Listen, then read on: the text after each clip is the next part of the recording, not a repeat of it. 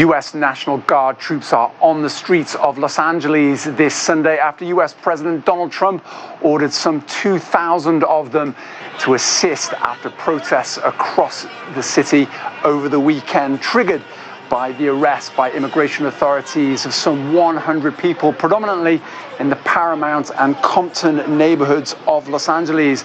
If the optics of U.S. troops on the streets and coming into contact with civilians are difficult, then so is the chain of command here, with these troops being ordered to Los Angeles by Trump over the objections of California Governor and Democrat Gavin Newsom.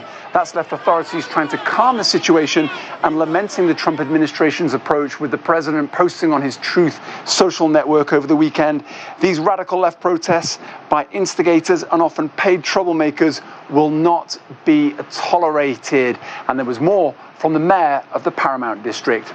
One of the big issues is just lack of communication from the authorities when something like this happens, so that we could have a better handle and be better prepared to educate our residents.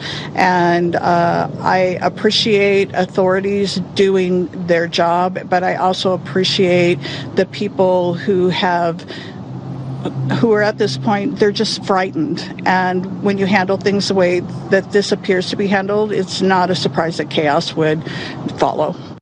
And adding to that, the head of the Los Angeles County's Sheriff Department says he and his officers will not get involved in civil immigration enforcement issues, but will respond to requests for help, including in the event of an attack. And that's certainly part of the rationale for the Trump administration sending these troops. But nevertheless, the legality and the optics at the center of all of this are difficult within the wider context of the Trump administration's controversial crackdown and deportation of people it considers illegal aliens, particularly those coming over the southern border into the United States.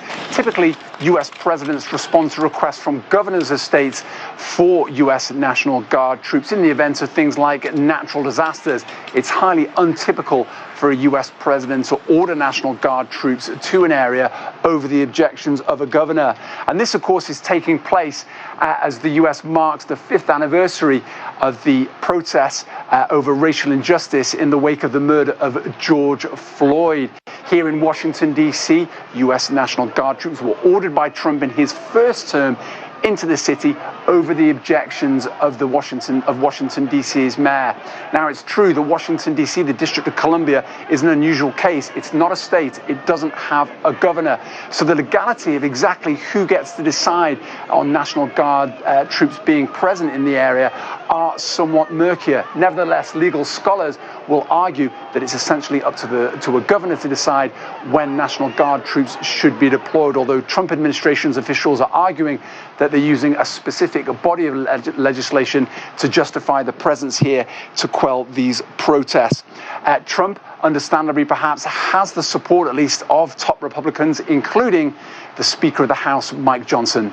I have no concern about that at all. I think the president did exactly what he needed to do. These are federal laws. We have to maintain the rule of law, and that is not what is happening. And Gavin Newsom has shown an inability or an unwillingness to do what is necessary there, so the president stepped in. That's real leadership, and he has the authority and the responsibility to do it. So the Republican Speaker of the House of Representatives, Mike Johnson, confident in the legality of this deployment, but the governor of California, Gavin Newsom, saying this approach to quelling these protests is inflammatory.